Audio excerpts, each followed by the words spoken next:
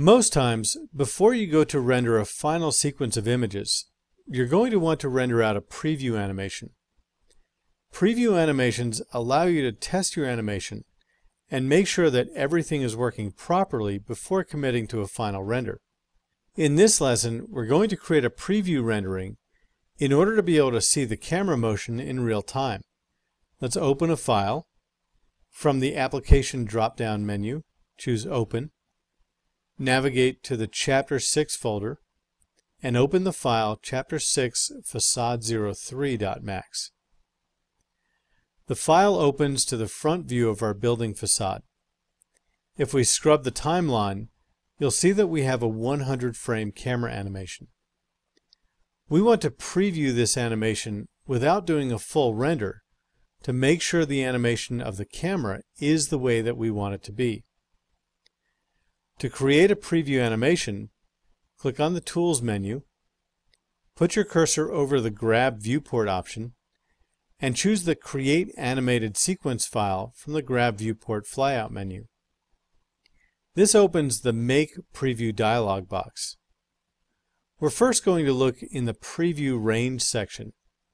We have two options we can use: the current active time segment or a custom range to be able to render out a specific range of frames as a preview. In this case, we're going to keep the active time segment option selected. In the frame rate section, we're going to render every frame, so we'll leave the every nth frame equal to 1. And since we're rendering this for video and not for film, we want to keep the playback frames per second at 30. Since this is a preview render, we do not need to see the full size of the image to test out the animation. Keep the percent of output value set to 50%. This will use half the resolution of our current active final resolution to create the preview. In the Display Filter area, uncheck all the options except for geometry. We just want to render only the geometry in this scene.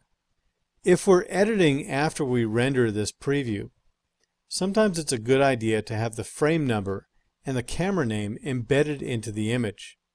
In the Overlay section, check the Frame Numbers option and check the Camera/View Name option.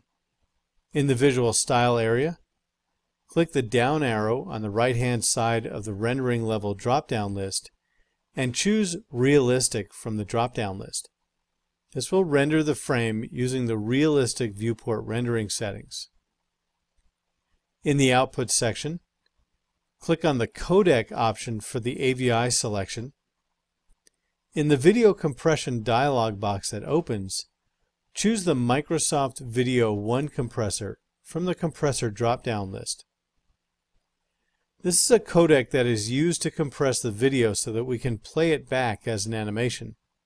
We'll leave all the other settings at their default and click OK to close the dialog. We want to make sure that we're rendering the Camera 1 viewport. Now that we have all our parameters set, click the Create button to create the preview animation. You'll see 3ds Max running through the frames of the timeline while it creates the preview animation file.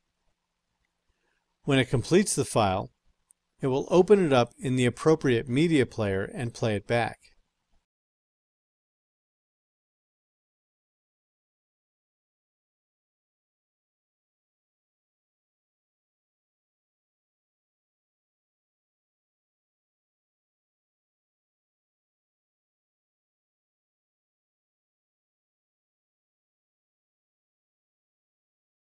In this case, it opens up Windows Media Player, and as you can see, it plays the scene back in real time and has used the realistic shading settings.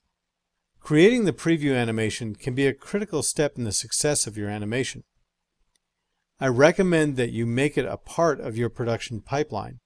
It's not only a great visualization tool, but it can help reduce the amount of re-rendering you have to do because of animation issues. Go ahead and press Ctrl+S to save the file.